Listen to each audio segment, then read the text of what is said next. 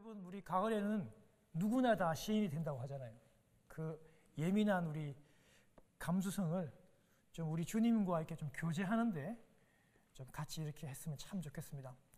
여러분, 오늘 특별히 우리가 제목이 죄를 용서받는 것을 믿습니다.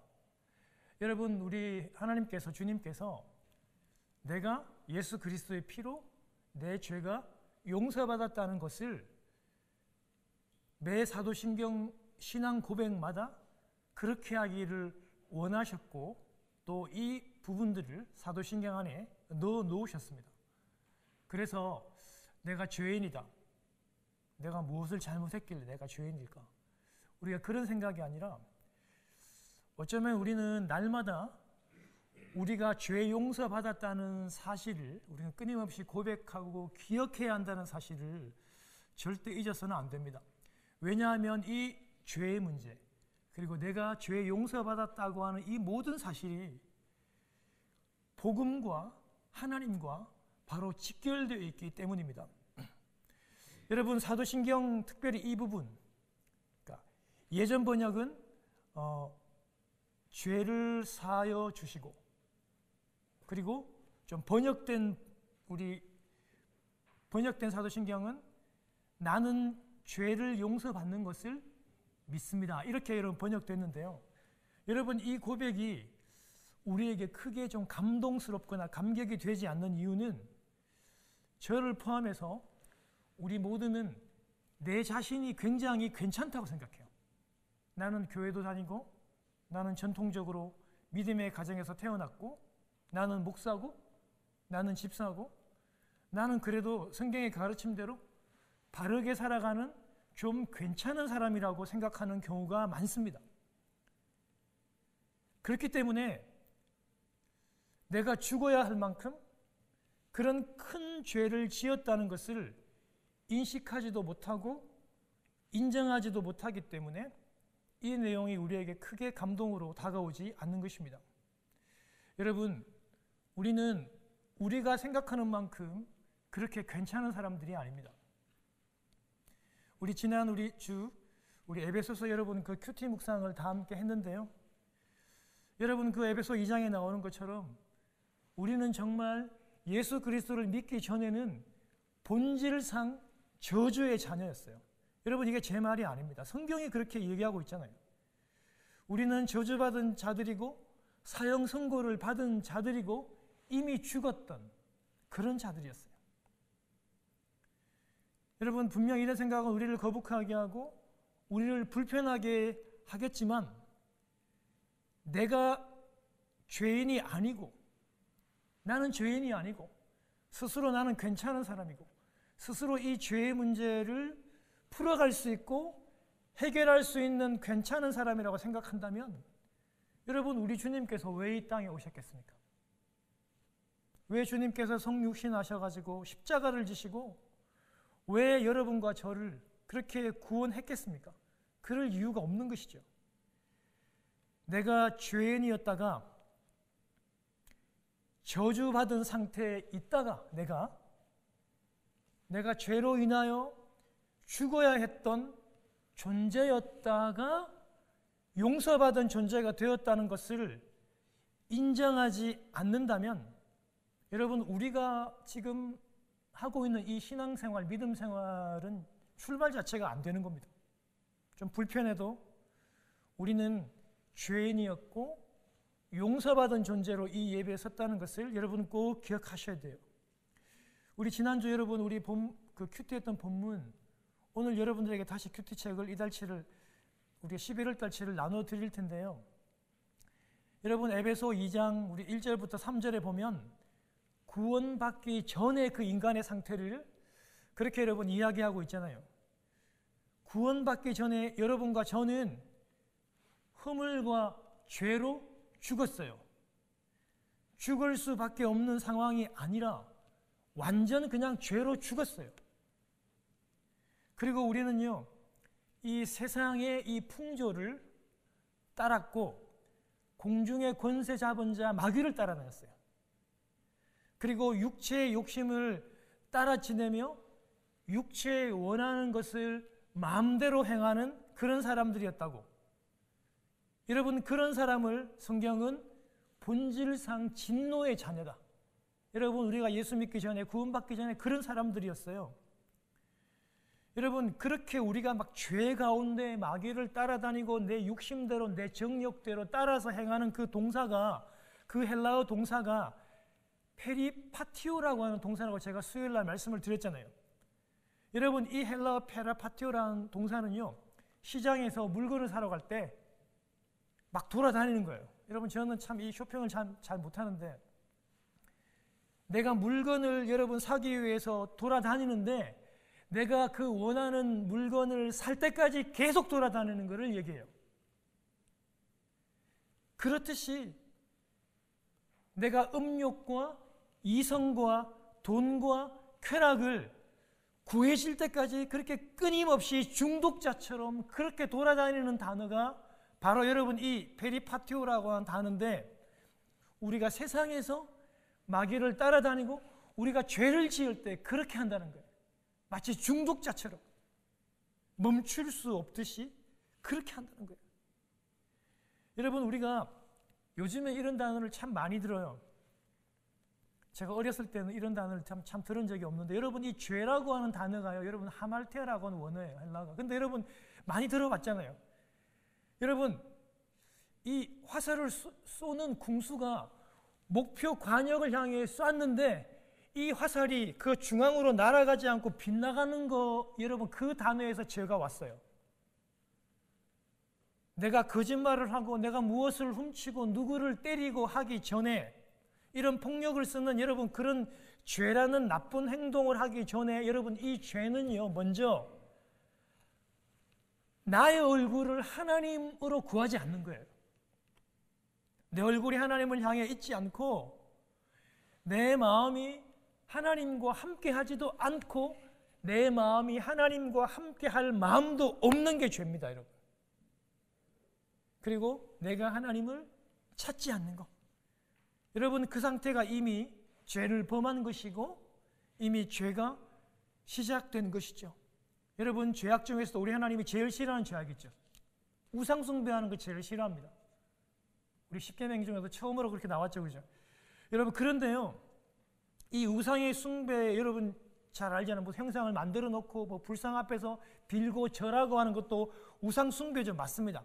그런데요, 하나님보다 더 사랑하는 것, 내가 하나님보다 더 많이 생각하는 것, 내가 하나님보다 더 많이 가치를 두는 그 모든 것이 우상 숭배라고 제가 말씀을 드렸잖아요.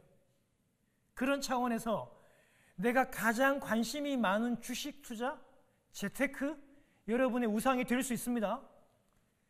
여러분이 그렇게도 눈에 넣어도 아프지 않는 내 자녀, 내 자녀의 학업, 여러분 그렇게 그것이 관심이 크다면 그 자녀와 그 자녀의 모든 문제들이 우상이 될 수 있습니다. 내가 관심 있어 하는 건물, 보험, 노후보장, 하는 사업, 여러분 이런 모든 여러분 돈과 물질들이 나의 우상이 될 수 있습니다. 내가 가장 소중하게 여기는 것들이 그렇게 될 수 있다는 것입니다. 여러분, 이런 차원에서 우리는요, 정말 답이 없어요. 매일매일 우리는 죄를 범하고 우상 숭배를 하고 정말 하나님이 우리를 보시기에는 정말 견적이 안 나와요. 정말 가망이 없는 그런 상태라는 거죠. 그럼에도 불구하고 하나님이 여전히 내 죄를 용서하시고 사랑하시고 나를 다시 받아주시고 나를 찾아와 주시는 거잖아요. 십자가에 그 아들을 죽이시고 나를 용서하시고 구원하셔가지고 당신의 자녀 삼으시는 거잖아요.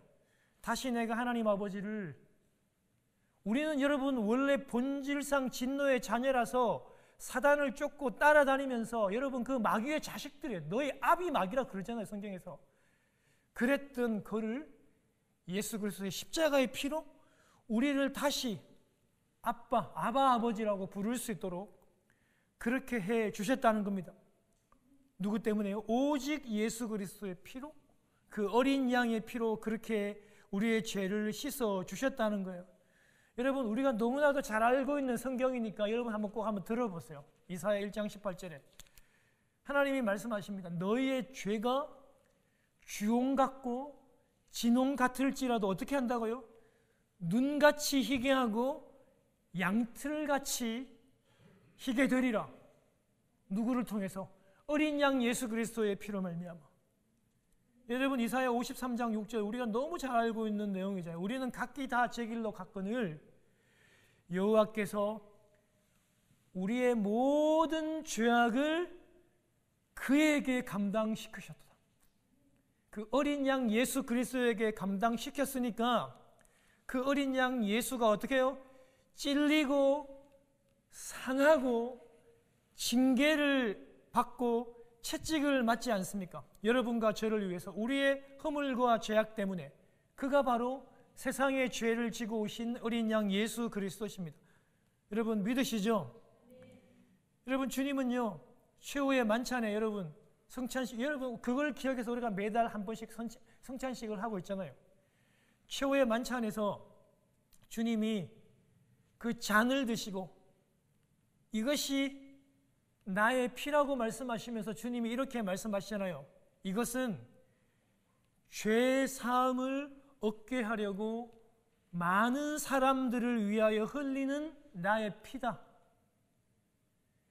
많은 사람들을 위하여 흘리는 그 많은 사람들의 죄악을 용서하려고 내가 흘리는 피다. 이렇게 주님께서 말씀하고 계시는 거죠. 여러분 우리 지난 주간에 묵상했던 큐티 본문 가운데 있었던 에베소 1장 7절에 보면요. 우리는 그리스도 안에서 그의 은혜의 풍성함을 따라 예수의 피로 그의 피로 말미암아 속량 곧 죄사함을 얻었느니라. 예수 그리스도의 피로 말미암아 속량을 얻었대요. 예수 그리스도의 피로 말미암아 나의 죄가 씻겨졌다고 얘기합니다. 이렇게 예수 그리스도의 피로 죄를 사해 주시는 것이, 즉 죄를 용서받는 것이 여러분 복음입니다. 이게 복음의 출발입니다. 그것이 바로 용서의 은혜입니다. 이것을 모르면 신앙생활 출발 자체가 되지 않습니다. 진짜 성도는, 예수 그리스도가 내 마음에 있는 진짜 성도는 세월이 가면 갈수록 더욱더 또렷이 나의 죄를 사해 주신 이 사실이 우리 마음속에 잊지 않고 떠오르게 되는 것이죠. 사랑하는 성도 여러분, 예수님의 제자들, 사도들이죠. 여러분 이분들이 요한을 제외하고 모두가 다 순교했던 거 여러분 잘 아시죠? 여러분 이런 예수님의 이 제자들도요, 죄를 용서받았던 이 모든 그 은혜들이, 그런 상처의 흔적들이, 그런 흔적들이 다 있었습니다. 예수님의 여러분 제자들이 다 전과자들이에요. 전과자는 죄를 지은 전력이 있는 자들을 전과자라고 얘기하잖아요. 여러분 이 제자들이 메시아이시고 구세주이시고 스승이신, 그리고 3년 동안 밤낮 없이 자기를 위해 기도하시고 가르쳤던 스승을 팔아버렸습니다. 배신을 했습니다. 여러분 베드로 얘기 잘 알잖아요. 배신하고 거짓말도 하고 그 예수님을 저주까지 했지 않습니까? 왜요? 자기가 살아야 되니까. 자기의 목숨이 위태롭고 아까우니까, 두려우니까 예수님을 팔고 부인하고 거짓말하고 저주까지 했던 것입니다. 여러분 사도 바울도 예수님 만나기 전에 예수 그리스도를 믿는 성도들을 잡으러 다니고 핍박하고 여러분 죽이는데 제일 앞장섰던 사람들이에요. 예수님의 성도들을 죽이고 핍박하는 것은 곧 예수님을 핍박하는 거예요. 예수님이 그렇게 말씀하셨잖아요.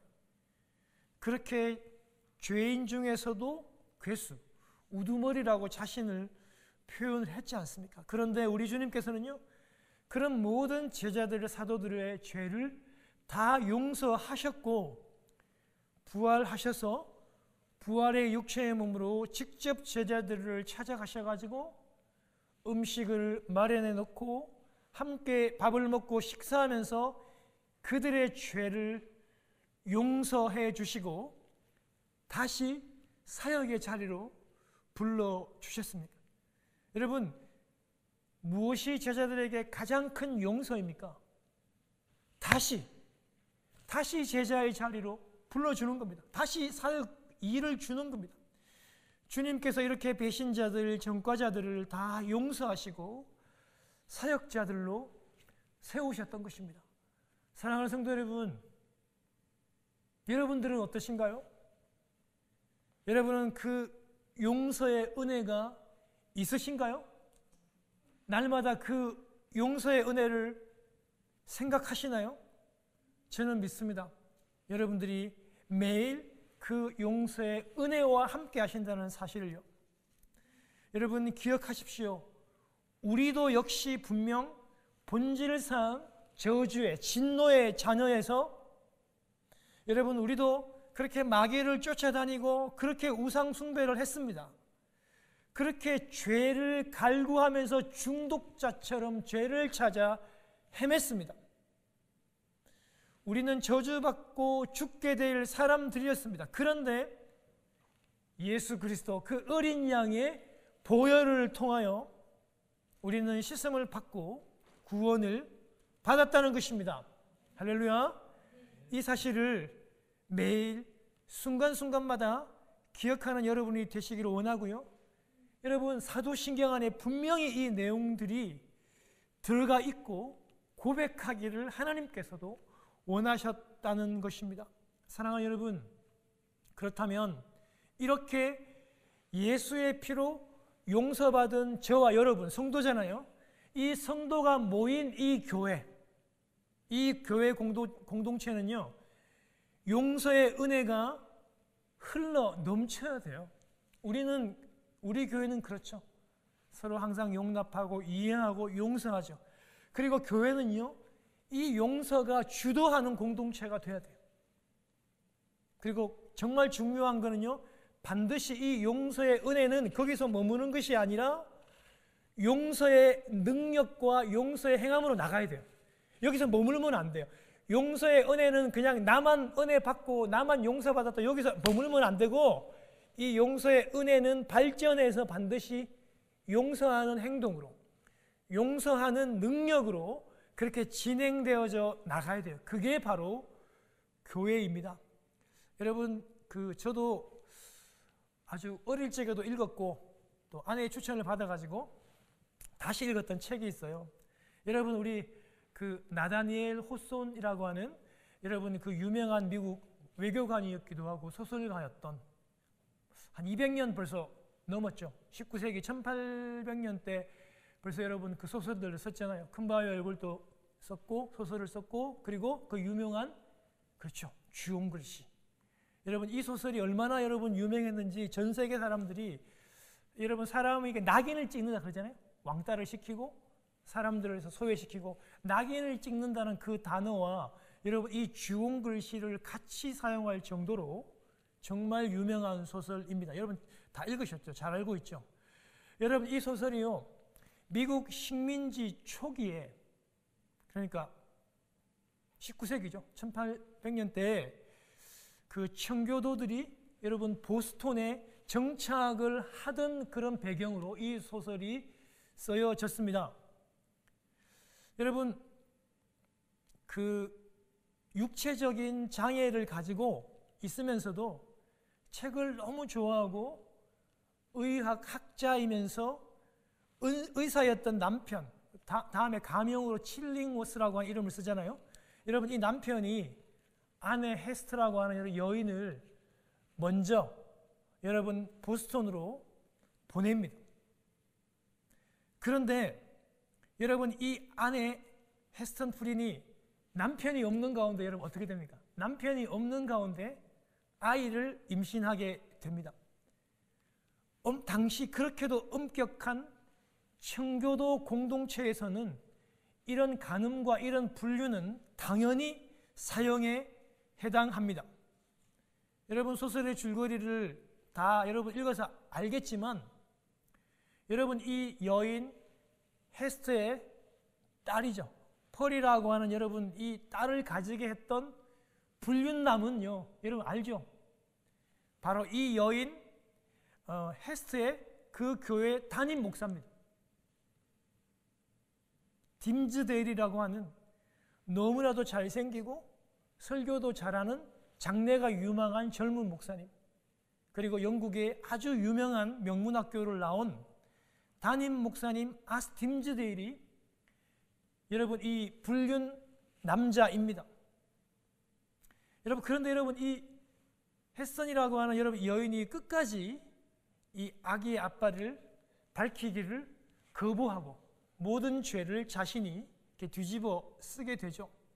그런데 그 엄격한 신앙 공동체, 퓨리탄, 청교도, 그 공동체 여러분으로부터 이 여인이 받았던 고통은요, 상상을 초월합니다. 헤스는요, 겨우 사형을 모면했지만 감옥 생활을 해야 했고, 감옥 안에서도 아무도 돌보지 않는 가운데서도 이 아기를 출산해야 했고, 공개의 사형틀 앞에서 모든 사람들의 그 저주와 비난과 욕설을 온몸으로 받아야 했고, 마을 사람들과 함께 살 수 없고 독립되어 분리되어 그런 왕따를 당해야 했고, 급기야 그가 입는 옷, 가슴에 크게 여러분 이 A라고 하는 여러분 이 주홍 글씨를 쓴 옷을, 여러분 이 A라고 하는 뜻은 영어 어덜츄리라고 하는 간음이라고 하는, 넌 간음한 여자라는 거예요. 여러분 상상해 보세요. 그 수치와 여러분 그 괴로움이, 여러분 이 그 드레스 앞에 크게 A라고 하는 그 간음의 여러분 그 이니셜을 따서 여러분 그렇게 그걸 달고 옷을 입게 합니다. 너무 잔인하죠. 그 낙인을 평생 달고 살게 합니다. 여러분 그 공동체가 이 여인에게 주었던 저주와 고통은 상상할 수 없습니다. 뿐만이 아니라 여러분 이 총독 벨링엄을 중심으로 해가지고 이 아빠 없이 태어난 여러분 이 딸이 악마의 씨앗이라 그래가지고 이 딸을 여러분 이 여인으로부터 이렇게 떼어놓고 다른 곳으로 보내려고 하죠. 여러분 얼마나 그 고통이 컸겠습니까? 여러분 뒤에 보면요, 헤스의 그 남편이 몰래 와요. 그리고 그 이름을 칠링워스라고 가명을 쓰면서 여러분 그 자기 부인을 임신하게 했던 여러분 이 담임 목사 딤즈데일의 여러분 이 그 범인을 알아내요. 그리고 계속해서 정신적인 스트레스를 줘서 죽이려고 하죠. 말라 비틀어 죽이게 하죠. 여러분 이렇게 헤스터가 속한 여러분 이 공동체가 여러분 어떤 공동체입니까? 기독교 역사상에서 가장 신앙이 뛰어났던 경건한 공동체, 청교도 공동체였습니다. 여러분 이 청교도는요, 신앙을 지키기 위해서 영국으로부터 신대륙 미국으로 신앙의 자유를 위해서 목숨을 걸고 건너왔던 그런 신앙인들 공동체였습니다. 여러분 오늘날도요, 이 신앙 공동체를 본받아 가지고 그거를 따라하고 싶다고 여러분 여러 교단 여러 교회가 그걸 여러분 매진하고 있죠. 그런데 그렇게도 신앙적으로 완벽했던 그 청교도의 공동체가 간음을 했던 한 여인을 용서하지 못하는 가장 잔인하고 무섭고 저주스러운 집단이 되어가고 있다는 것입니다. 왜 그렇게 그들이 미쳐가고 있습니까? 용서가 없습니다. 아무리 예수를 잘 믿고 아무리 경건해도 신앙의 여러분 그런 자유를 찾아 목숨을 걸고 왔던 청교도라 할지라도 용서가 없다면 그 공동체는 바로 설 수가 없다는 것입니다. 정죄만 있는 그런 공동체. 여러분 주홍 글씨는요, 우리에게 이런 것을 우리에게 말해주고자 한다는 것입니다. 아무리 경건하고 아무리 거룩한 공동체라고 해도 용서가 없다면 그 공동체는 참 공동체일 수가 없다는 것을 우리에게 말해주고 있습니다. 용서를 받은 용서의 은혜가 있는 사람, 예수 그리스도의 그 용서를 받은 은혜의 공동체는 거기에 머물 뿐 아니라 반드시 용서를 행동으로 드러내는 진정한 공동체가 되어져 가야 한다는 것을 여러분 꼭 기억하시고, 이번 한 주간 동안도 우리가 일하는 직장에서, 우리가 사업하는 사업터에서, 내 가정에서 예수 그리스도의 여러분 그 용서받은 자로서 그 용서를 실천하는, 그리고 믿음으로 고백하는 여러분 되시기를 주님의 이름으로 축원합니다.